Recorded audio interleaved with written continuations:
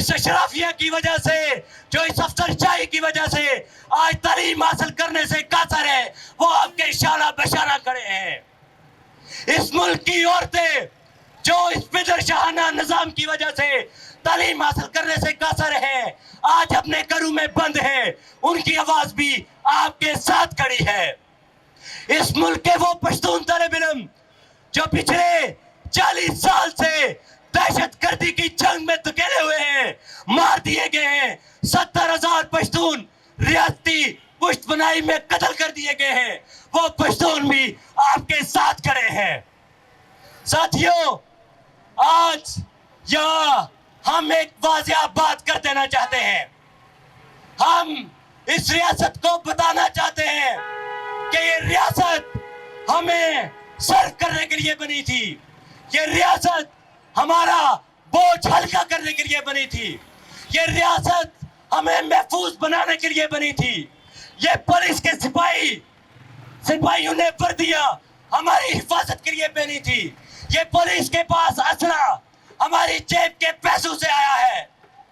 ये असला जब हमारे ऊपर इस्तेमाल होना शुरू हुआ है तो रियासत की कमजोरी आप लोगों के सामने है कि चंद नौजवान सड़कों पे आते हैं तो उसकी खुद मुख्तारी को खतरा लाहक हो जाता है। ये रियासत इस कदर कमजोर हो चुकी है।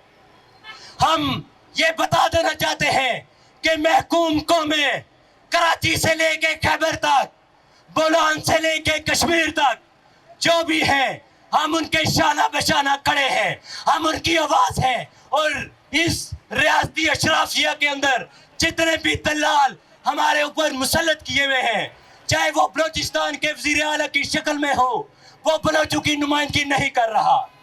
चाहे इस मुल्क के अंदर वजीर आजम जो कि बिल्कुल बेख्तियार है, शहबाज शरीफ, वो इस मुल्क के मजलूमों की, अवाम की हम जो है वो नुमाइंदगी नहीं कर रहा।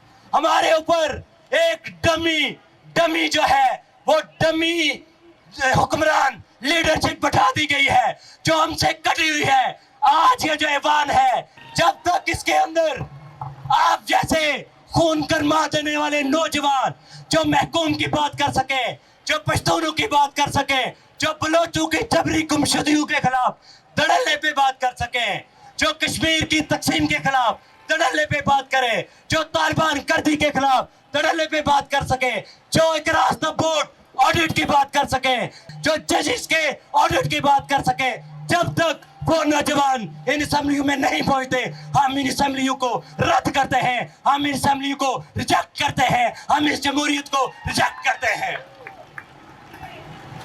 साथियों, हमने लेकिन ये रियासत का रवैया आप देख सकते हैं कि आज तक हमारे आईनी और जमहूरी हकूक बहाल करने में ये नाकाम हो चुकी है।